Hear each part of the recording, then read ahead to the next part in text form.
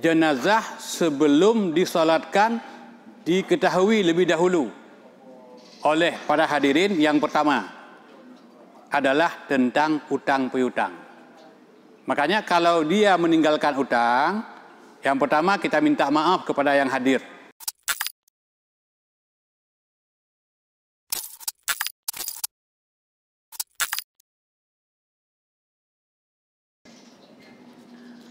Terima kasih. Ini ada pertanyaan yang telah diajukan kepada kami.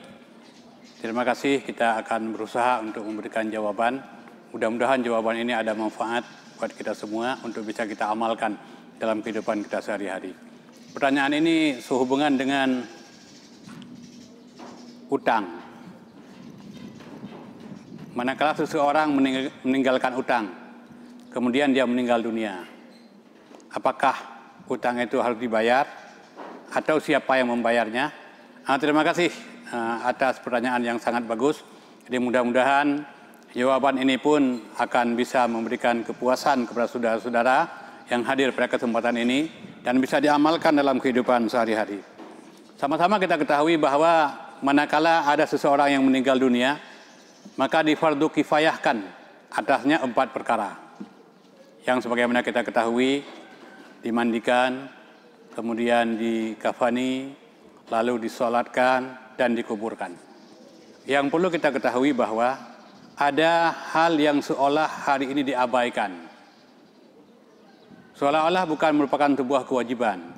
Jadi manakala ada orang meninggal dunia, ada hal yang perlu diperhatikan sebelum disolatkan. Nah, kenapa saya katakan seperti itu? Ini biasanya dalam kehidupan hari-hari kita lihat bahwa ada pada saat mau disolatkan jenazahnya, ada yang pertama disolatkan lebih dahulu, kemudian baru disampaikan kata-kata takziah. Ada yang sebaliknya itu disampaikan dulu kata-kata takziah, kemudian baru disolatkan. Mana yang lebih tepat? Kalau kita melihat praktek daripada Rasulullah SAW, Rasulullah SAW berbicara dulu, bertanya dulu tentang kondisi mayat, baru disolatkan.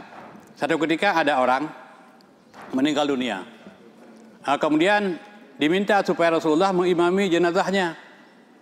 Rasulullah bertanya, adakah dia meninggalkan utang? Ada yang menjawab, ada wahai Rasulullah. Siapa yang membayarnya? Tidak ada yang menjawab. Adakah dia meninggalkan harta? Tidak ada wahai Rasulullah. Kemudian kata Rasulullah SAW, salatlah untuk saudaramu. Rasulullah pun berlalu. Sejenak kemudian dikejar oleh Abu Qatadah. Wahai Rasulullah, kembalilah.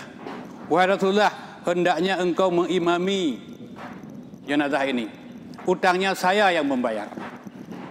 Jadi intinya saudara-saudara sekalian bahwa melihat praktek Rasulullah SAW bahwa jenazah sebelum disolatkan diketahui lebih dahulu oleh para hadirin. Yang pertama adalah tentang utang piutang.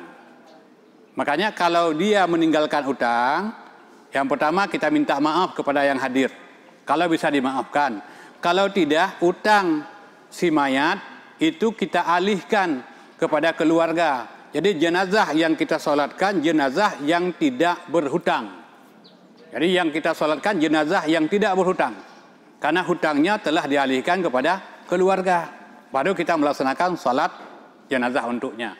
Yang kedua, kita minta maaf kepada hadirin. Kadang-kadang ada dosa-dosa kecil kan yang bisa dimaafkan, kita minta maaf. Jadi jenazah yang kita solatkan, jenazah yang sudah dimaafkan atas kesalahan oleh saudara-saudaranya yang hadir pada saat pelaksanaan solat jenazah. Baru kemudian kita laksanakan fardu kifayah yang ketiga. Soal menyampaikan ceramah takziah, ini memang tidak ada anjuran panjang-panjang. Itu sesingkat mungkin. Sesingkat mungkin. Kalau orang mengambil pelajaran, melihat orang mati, semua orang bisa mengambil pelajaran. Kemudian kita minta maaf, kita alihkan utangnya, sehingga dosa dengan manusia sudah tidak ada lagi, sudah kita minta maaf, kemudian utangnya kita alihkan kepada keluarga yang ditinggalkan, baru jenazahnya kita sholatkan. Jadi itu praktek yang dicontohkan oleh Rasulullah SAW. Jadi mudah-mudahan kita bisa mengamalkan yang seperti ini. Kalau memang ada contoh yang seperti itu yang dicontohkan oleh Rasulullah, kan tidak perlu kita membuat contoh-contoh yang lain. Sebab sama-sama kita yakini bahwa setelah disolatkan, yang diinginkan, yang diperlukan untuk jenazah adalah dikuburkan, dan itu harus disegerakan. Mudah-mudahan ini ada manfaat buat kita semua. Lebih kurang mohon maaf. Inilah yang dapat kami sampaikan sebagai jawaban pada kesempatan ini. Terima kasih.